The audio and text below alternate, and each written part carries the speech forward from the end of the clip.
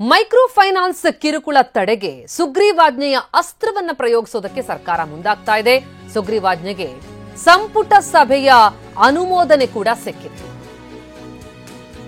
ಸಂಪುಟದ ಅನುಮೋದನೆ ಸಿಕ್ಕಿದ್ದಾಗಿದೆ. ಇನ್ನೇನು ಕೆಲವೇ ಕ್ಷಣಗಳಲ್ಲಿ ಸಿಎಂ ನೇತೃತ್ವದಲ್ಲಿ ಸಚಿವರ ಸಭೆ ನಡೆಯಲಿದೆ. ಹಿರಿಯ ಸಚಿವರುಗಳೊಂದಿಗೆ ಸಭೆ ನಡೆಸಲಿದ್ದಾರೆ ಸಿಎಂ ಸಿದ್ದರಾಮಯ್ಯ. ಸುಗ್ರೀವಾಜ್ಞೆಗೆ ಸಂಬಂಧಪಟ್ಟಂತೆ ಮುಖ್ಯಮಂತ್ರಿಗಳಿಂದ ಸಭೆ ನಡೆಯಲಿದ್ದು ಸಿಎಂಗೆ ನಿರ್ಣಯ ಕೈಗೊಳ್ಳುವಂತಹ ಪರಮಾಧಿಕಾರವನ್ನ ಕ್ಯಾಬಿನೆಟ್ ನೀಡಿದೆ. ಇನ್ನು ಕೆಲ ಅಂಶಗಳನ್ನ ಮಸೂದೆಯಲ್ಲಿ ಸೇರ್ಪಡೆ ಮಾಡೋದಕ್ಕೆ ತೀರ್ಮಾನ ಆಗಿದೆ.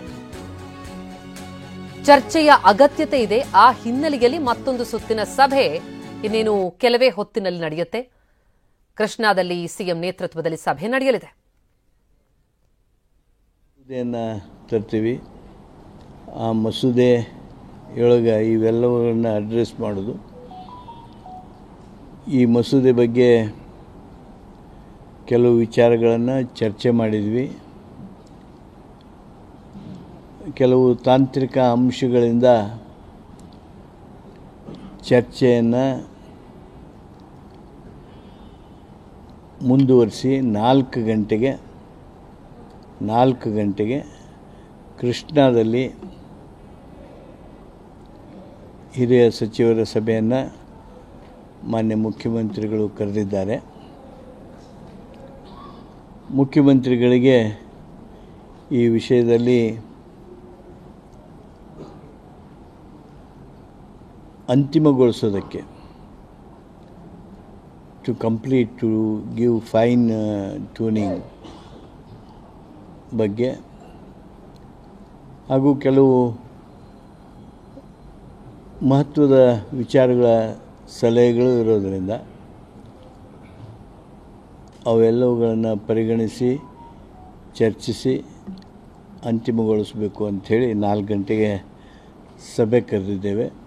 4 ಗಂಟೆ ಸಭೆ ನಂತರ ಏನು ಈ ಮೈಕ್ರೋ ಫೈನಾನ್ಸ್ ವ್ಯವಸ್ಥೆಯೊಳಗೆ ಕೋರ್ಷನ್ ಆ್ಯಂಡ್ ಇನ್ಹ್ಯೂಮನ್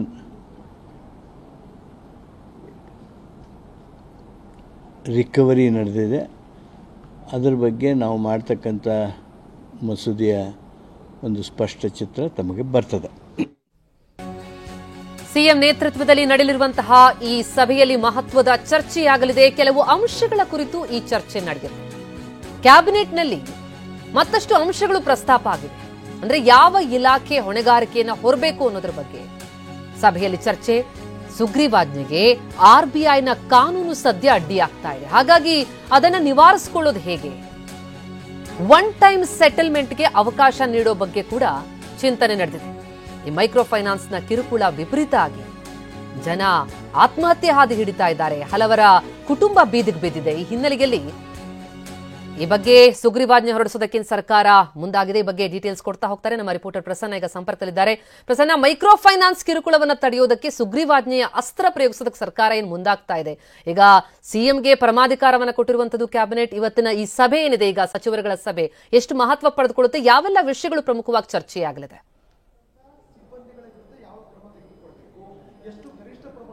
ಪ್ರತಿಮಾ, ಪ್ರಮುಖವಾಗಿ ಮೈಕ್ರೋ ಫೈನಾನ್ಸ್ ನ ವಸೂಲಿಯ ಹಾವಳಿಯಿಂದಾಗಿ ಸಾಕಷ್ಟು ಅಮಾನವೀಯ ಘಟನೆಗಳು ನಡೀತಾ ಇದಾವೆ. ಹಲವಾರು ಜೀವಗಳು ಕೂಡ ಬಲಿಯಾಗ್ತಾ ಇದಾವೆ. ಇದನ್ನ ತಡೆಯೋದಕ್ಕೆ ಇದೀಗ ಸುಗ್ರೀವಾಜ್ಞೆಯೊಂದೇ ಅನಿವಾರ್ಯ ಅಸ್ತ್ರ ಅನ್ನುವಂತಹ ಒಂದು ನಿರ್ಣಯಕ್ಕೆ ಸರ್ಕಾರ ಬಂದಿದೆ. ಮತ್ತು ಮೈಕ್ರೋ ಫೈನಾನ್ಸ್ ನ ವಸೂಲಿಯ ಹಾವಳಿಯನ್ನು ತಡೆಯೋದಕ್ಕೆ ಒಂದಷ್ಟು ನಿರ್ಬಂಧವನ್ನ ಹೇರೋದಕ್ಕೆ ಸಂಪೂರ್ಣವಾದಂತಹ ಸುಗ್ರೀವಾಜ್ಞೆಯ ಕಾಯ್ದೆಯ ರೂಪವನ್ನು ತರೋದಕ್ಕೂ ಸರ್ಕಾರ ಚಿಂತನೆಯನ್ನು ನಡೆಸಿತ್ತು. ಅದಕ್ಕೆ ಸಂಬಂಧಪಟ್ಟ ಹಾಗೆ ಇವತ್ತು ಮುಖ್ಯಮಂತ್ರಿಗಳ ನೇತೃತ್ವದಲ್ಲಿ ನಡೆದಂತಹ ಕ್ಯಾಬಿನೆಟ್ ಮೀಟಿಂಗ್ ನಲ್ಲೂ ಕೂಡ ಸುದೀರ್ಘವಾಗಿ 1 ತಾಸಿಗೂ ಹೆಚ್ಚು ಕಾಲ ಚರ್ಚೆ ನಡೆದಿದೆ. ಆದ್ರೆ ಇಲ್ಲಿ ಒಂದಷ್ಟು ಕಾನೂನಾತ್ಮಕ ಅಡೆತಡೆಗಳು ಇರುವಂತಹ ಬಗ್ಗೆಯೂ ಕೂಡ ಮುಖ್ಯಮಂತ್ರಿಗಳ ಗಮನಕ್ಕೆ ಅಧಿಕಾರಿಗಳು ತಂದಂತಹ ಹಿನ್ನೆಲೆಯಲ್ಲಿ ಇದೀಗ ಮುಖ್ಯಮಂತ್ರಿಗಳು ಪ್ರತ್ಯೇಕವಾಗಿ ಮೈಕ್ರೋ ಫೈನಾನ್ಸ್ ನ ಸುಗ್ರೀವಾಜ್ಞೆಯ ವಿಚಾರಕ್ಕೆ ಸಂಬಂಧಪಟ್ಟ ಹಾಗೆ ಒಂದು ಪ್ರತ್ಯೇಕವಾದಂತಹ ಮೀಟಿಂಗ್ ಅನ್ನು ಕರೆದಿದ್ದಾರೆ. ಇನ್ನು ಕೆಲವೇ ಕ್ಷಣಗಳಲ್ಲಿ ಆ ಮೀಟಿಂಗ್ ಕೂಡ ಪ್ರಾರಂಭವಾಗುತ್ತೆ. ಒಂದು, ಈಗಾಗಲೇ ಮೈಕ್ರೋ ಫೈನಾನ್ಸ್ ಸಂಸ್ಥೆಗಳಿಗೆ ಅದನ್ನ ವಸೂಲಾತಿ ಕ್ರಮಕ್ಕೆ ಯಾವೆಲ್ಲ SOPಗಳನ್ನ ಪಾಲನೆ ಮಾಡಬೇಕು ಅನ್ನುವಂಥದ್ದು ಒಂದು ಅಂಶ. ಇನ್ನೊಂದು ಪ್ರಮುಖವಾದಂತಹ ಅಂಶ ಅಂತಂದ್ರೆ ಅದು ಒನ್ ಟೈಮ್ ಸೆಟಲ್ಮೆಂಟ್ಗೆ ಅವಕಾಶವನ್ನ ನೀಡಬೇಕಾ ಅನ್ನೋ ಬಗ್ಗೆಯೂ ಕೂಡ ಸರ್ಕಾರ ಸರ್ಕಾರ ಚಿಂತನೆಯನ್ನು ನಡೆಸಿದೆ. ಒನ್ ಟೈಮ್ ಸೆಟಲ್ಮೆಂಟ್ ಅಂತಂದ್ರೆ ಈಗ ಯಾರೋ ಒಬ್ಬ XYZ ಎನ್ನುವಂತ ವ್ಯಕ್ತಿ 1 ಲಕ್ಷ ರೂಪಾಯಿ ಮೈಕ್ರೋ ಫೈನಾನ್ಸ್ ಕಂಪನಿಯಿಂದ ಸಾಲ ಪಡೆದಿದ್ದಾನೆ. ಆತನ ಬಡ್ಡಿ, ಚಕ್ರಬಡ್ಡಿ, ಬೇರೆ ಬೇರೆ ಬಡ್ಡಿಗಳು ಸೇರಿ ಸುಮಾರು 3 ಲಕ್ಷದಷ್ಟು ಮೊತ್ತ ಆಗಿದೆ. ಅದರಲ್ಲಿ ಆತ 1 ಲಕ್ಷದಷ್ಟು ಅಮೌಂಟ್ ಅನ್ನ ವಾಪಸ್ ಮೈಕ್ರೋ ಫೈನಾನ್ಸ್ ಕಂಪನಿಗೆ ಕಟ್ಟಿದ್ದಾನೆ. ಇನ್ನೂ 1 ಲಕ್ಷ ಕಟ್ಟಿ ಅಂತ ಹೇಳಿ ಈಗ ಕಂಪನಿಗಳು ಖಾಸಗಿ ಏಜೆನ್ಸಿಗಳ ಮೂಲಕ ಒತ್ತಡವನ್ನ ಹೇರಿ ವಸೂಲಾತಿಯನ್ನ ಮಾಡಿ ಕಿರುಕುಳವನ್ನ ನೀಡ್ತಾ ಇದ್ದಾರೆ. ಆ 1 ಲಕ್ಷ ಪಾವತಿಗೋಸ್ಕರ ಈಗ ಒನ್ ಟೈಮ್ ಸೆಟಲ್ಮೆಂಟ್ ಅನ್ನ, ಅದರಲ್ಲಿ ಅರ್ಧವನ್ನ ಸಾಲ ಕೊಟ್ಟಂತವರು, ಸಾಲ ಪಡೆದಂತವರು ಪಾವತಿಸಬೇಕು. ಸಾಲ ಕೊಟ್ಟಂತಹ ಸಂಸ್ಥೆಗಳು ಅದನ್ನ ಇನ್ನು ಮುಂದೆ ಅದನ್ನ ವಸೂಲಾತಿಗೆ ಯಾವುದೇ ರೀತಿಯ ಕ್ರಮವನ್ನ ಜರುಗಿಸಬಾರದು. ಈ ರೀತಿಯ ಪ್ರಕ್ರಿಯೆ ಬಗ್ಗೆಯೂ ಕೂಡ ಇದೀಗ ಸರ್ಕಾರ ಚಿಂತನೆಯನ್ನ ನಡೆಸಿದೆ. ತಕ್ಷಣಕ್ಕೆ ಸಂಪೂರ್ಣವಾದಂತಹ ಸಾಲ ಮನ್ನಾ ಮಾಡೋದಕ್ಕೆ ಸಾಧ್ಯವಾಗುವುದಿಲ್ಲ. ಹಾಗೇನಾದ್ರೂ ಮಾಡಿದ್ರೆ ಇಡೀ ಫೈನಾನ್ಷಿಯಲ್ ಸಿಸ್ಟಮೇ ಕೊಲಾಪ್ಸ್ ಆಗುವಂತಹ ಆತಂಕ ಕೂಡ ಸರ್ಕಾರದ ಮುಂದಿದೆ. ಈ ಕಾರಣಕ್ಕೋಸ್ಕರ ಮೈಕ್ರೋ ಫೈನಾನ್ಸ್ ಸಂಸ್ಥೆಗಳನ್ನು ಕೂಡ ಉಳಿಸಬೇಕು ಮತ್ತು ಸಾಲ ಪಡೆದವರಿಗೆ ಆಗ್ತಾ ಇರುವಂತಹ ಕಿರುಕುಳವನ್ನು ಕೂಡ ತಪ್ಪಿಸಬೇಕು. RBI ಗೈಡ್ಲೈನ್ಸ್ ಏನೆಲ್ಲ ಅಡ್ಡಿ ಆತಂಕವನ್ನ ಒಡ್ತಾ ಇದೆ ಮತ್ತು RBI ನ ಗೈಡ್ಲೈನ್ಸ್ ನ ಆಧಾರದ ಮೇಲೆ ಸುಮಾರು 36% ಈ ಮೈಕ್ರೋ ಫೈನಾನ್ಸ್ ಕಂಪನಿಗಳು ಬಡ್ಡಿಯನ್ನು ಹಾಕ್ತಾ ಇದಾವೆ. ಇದಕ್ಕೂ ಕೂಡ ಒಂದು ಬ್ರೇಕ್ ಅನ್ನ ಹಾಕಬೇಕು ಅನ್ನುವಂತ ನಿಟ್ಟಿನಲ್ಲಿ ಇದೀಗ ಒನ್ ಟೈಮ್ ಸೆಟಲ್ಮೆಂಟ್ ಬಗ್ಗೆ ಸರ್ಕಾರ ಚಿಂತನೆಯನ್ನು ನಡೆಸಿದೆ. ಅದು ಸಾಧ್ಯ ಆಗತ್ತಾ ಇಲ್ವಾ ಅನ್ನೋ ಬಗ್ಗೆ ಮುಖ್ಯಮಂತ್ರಿಗಳ ಈ ಕ್ಷಣದ ಸಭೆಯಲ್ಲಿ ಅಂತಿಮ ತೀರ್ಮಾನವನ್ನು ತೆಗೆದುಕೊಳ್ಳೋದಕ್ಕೆ ಕ್ಯಾಬಿನೆಟ್ ಮುಖ್ಯಮಂತ್ರಿಗಳಿಗೆ ಪರಮಾಧಿಕಾರವನ್ನ ಕೊಟ್ಟಿದೆ. ಅಕಸ್ಮಾತ್ ಒನ್ ಟೈಮ್ ಸೆಟಲ್ಮೆಂಟ್ ಸಾಧ್ಯ ಅನ್ನೋದಾದ್ರೆ ಅದಕ್ಕೆ ಯಾವ ಇಲಾಖೆಗೆ ಹೊಣೆಗಾರಿಕೆಯನ್ನು ವಹಿಸಬೇಕು ಅನ್ನೋ ಬಗ್ಗೆಯೂ ಕೂಡ ಕೂಲಂಕುಷ ಚರ್ಚೆ ಮುಖ್ಯಮಂತ್ರಿಗಳ ನೇತೃತ್ವದಲ್ಲಿ ನಡೆಯಲಿದೆ. ಮೈಕ್ರೋ ಫೈನಾನ್ಸ್ಗಳು ಬೇರೆ ಬೇರೆ ವ್ಯಾಪ್ತಿಯ ಒಳಗಡೆ ಬರುತ್ತೆ. RBI ಸೇರಿದಂತೆ ಕಂದಾಯ ಇಲಾಖೆ ಕೂಡ ಇದರ ವ್ಯಾಪ್ತಿಗೆ ಬರುತ್ತೆ, ಸಹಕಾರ ಇಲಾಖೆ ವ್ಯಾಪ್ತಿಗೆ ಬರುತ್ತೆ, ಕಾನೂನು ಇಲಾಖೆ ಬರುತ್ತೆ. ಜೊತೆಗೆ ಇಂತಹ ಪ್ರಕರಣಗಳು ನಡೆದಂತಹ ಸಂದರ್ಭದಲ್ಲಿ ಗೃಹ ಇಲಾಖೆಯ ಜವಾಬ್ದಾರಿ ಕೂಡ ಇರುತ್ತೆ.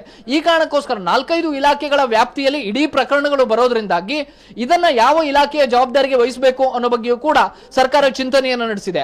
ಅಕಸ್ಮಾತ್ ಒನ್ ಟೈಮ್ ಸೆಟಲ್ಮೆಂಟ್ ಅನ್ನುವಂತ ಒಂದು ಅಂತಿಮ ತೀರ್ಮಾನಕ್ಕೆ ಮುಖ್ಯಮಂತ್ರಿಗಳು ಬಂದಿದ್ದೆ ಆದ್ರೆ ಅದನ್ನ ಸಹಕಾರ ಇಲಾಖೆಗೆ ಕೊಡಬೇಕು, ಸಹಕಾರ ಇಲಾಖೆಗೆ ಕೊಡೋ ಬದಲು ಕಂದಾಯ ಇಲಾಖೆಗೆ ಕೊಡಬೇಕು, ಅಥವಾ ಇಲಾಖೆಗಳು ಬೇರೆ ಬೇರೆ ಆದಂತಹ ಸಂದರ್ಭದಲ್ಲಿ ಒಬ್ಬ ಓಂಬುಡ್ಸ್ಮನ್ ನ ನೇಮಕ ಮಾಡಬೇಕು ಇಡೀ ಪ್ರಕ್ರಿಯೆಯನ್ನ ಕಂಟ್ರೋಲ್ ಮಾಡೋದಕ್ಕೆ ಅಂತ ಹೇಳಿ ಕೂಡ ಚಿಂತನೆ ನಡೆದಿದೆ.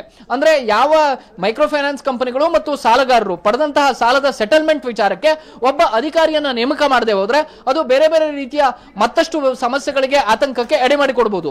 ಈ ಕಾರಣಕ್ಕೋಸ್ಕರ ಒಬ್ಬ ಓಂಬುಡ್ಸ್ಮನ್ ನ ನೇಮಕದ ಬಗ್ಗೆಯೂ ಕೂಡ ಸರ್ಕಾರ ಚಿಂತನೆಯನ್ನು ನಡೆಸಿದೆ. ಮುಖ್ಯಮಂತ್ರಿಗಳು ಇನ್ನೊಂದಷ್ಟು ಅಂಶಗಳ ಬಗ್ಗೆಯೂ ಕೂಡ ಕ್ಲಾರಿಫಿಕೇಶನ್ ನ ಕೇಳಿದ್ದಾರೆ. ಈಗ ಇರುವಂತಹ RBI ನ ಗೈಡ್ಲೈನ್ಸ್ ಎಲ್ಲೋ ಒಂದು ಕಡೆ ಅಡೆತಡೆಯನ್ನು ಓಡ್ತಾ ಇದೆ ರಾಜ್ಯ ಸರ್ಕಾರದ ಈ ಸುಗ್ರೀವಾಜ್ಞೆಗೆ ಎನ್ನುವಂತಹ ವಿಚಾರ ಕೂಡ ಇವತ್ತಿನ ಕ್ಯಾಬಿನೆಟ್ ನಲ್ಲಿ ಪ್ರಸ್ತಾಪ ಆಯಿತು. ಆ ಕಾರಣಕ್ಕೋಸ್ಕರ ಇದೀಗ ಮುಖ್ಯಮಂತ್ರಿಗಳು ಒಂದು ಅಂತಿಮ ತೀರ್ಮಾನವನ್ನ ತೆಗೆದುಕೊಳ್ತಾರೆ. ಸುಗ್ರೀವಾಜ್ಞೆ ಜಾರಿಗೊಳಿಸುವಂತದ್ದು ಅಂತಿಮ ನಿರ್ಧಾರ. ಆದ್ರೆ ಅದರಲ್ಲಿ ಯಾವೆಲ್ಲ ಅಂಶಗಳನ್ನ ಉಲ್ಲೇಖ ಮಾಡಬೇಕು ಮತ್ತು ಶಿಕ್ಷೆಯ ಪ್ರಮಾಣವನ್ನ 3 ವರ್ಷ ಮಾಡಬೇಕಾ ಅಥವಾ ಅದಕ್ಕಿಂತ ಹೆಚ್ಚಿನ ಪ್ರಮಾಣದಲ್ಲಿ ಈ ತರದ ಕಿರುಕುಳ ನಡೆದಂತಹ ಸಂದರ್ಭದಲ್ಲಿ ಜಾರಿಗೆ ತರಬೇಕಾ ಅನ್ನೋ ಬಗ್ಗೆಯೂ ಕೂಡ ಒಂದಷ್ಟು ಅನುಮಾನಗಳಿದಾವೆ ಮತ್ತು ಚರ್ಚೆಯ ಅಗತ್ಯತೆ ಇದೆ ಅನ್ನುವಂಥದ್ದನ್ನ ಸಚಿವರು ಅಭಿಪ್ರಾಯವನ್ನು ವ್ಯಕ್ತಪಡಿಸಿದ್ದಾರೆ. ಈ ಕಾರಣಕ್ಕೋಸ್ಕರ ಇದೀಗ ಸರ್ಕಾರ ಮತ್ತು ಮುಖ್ಯಮಂತ್ರಿಗಳು ಒಂದು ಚರ್ಚೆಯನ್ನ ನಡೆಸಿ ರಾಜ್ಯಪಾಲರಿಗೆ ಸುಗ್ರೀವಾಜ್ಞೆಗೆ ತಮ್ಮ ಕರಡು ಮಸೂದೆಯನ್ನ ಕಳಿಸಿಕೊಡ್ತಾರೆ. ಮುಖ್ಯಮಂತ್ರಿಗಳು ಈ ವಿಚಾರದಲ್ಲಿ ಸಂಪೂರ್ಣವಾಗಿ ಸ್ಯಾಟಿಸ್ಫೈ ಆಗಿದ್ದೆ ಆದ್ರೆ ಇವತ್ತು ಸಂಜೆಯ ವೇಳೆಗೆ ಇಡೀ ಮೈಕ್ರೋ ಫೈನಾನ್ಸ್ ನ ಗೊಂದಲಗಳಿಗೆ ತೆರೆ ಬೀಳುವಂತ ಸಾಧ್ಯತೆ ಇದೆ. ಸಂಪೂರ್ಣವಾಗಿ ಮೈಕ್ರೋ ಫೈನಾನ್ಸ್ ನ ಎಲ್ಲ ವ್ಯವಸ್ಥೆಯನ್ನ ನಾಶ ಮಾಡೋದಕ್ಕೆ ಸಾಧ್ಯವಾಗುವುದಿಲ್ಲ. ಅದರ ಬದಲು ಒಂದಷ್ಟು ನಿಯಂತ್ರಣವನ್ನು ಹೇರಿ ಸಾಲ ಪಡೆದಂತವರಿಗೆ ಆಗ್ತಾ ಇರುವಂತಹ ತೊಂದರೆಯನ್ನ ಕಂಟ್ರೋಲ್ ಮಾಡೋದಕ್ಕೆ ಸರ್ಕಾರ ಚಿಂತನೆಯನ್ನ ನಡೆಸಿದೆ. ಪ್ರತಿಮಾ, ಥ್ಯಾಂಕ್ ಯು ಪ್ರಸನ್ನ ತಮ್ಮೆಲ್ಲ ಮಾಹಿತಿಗೆ.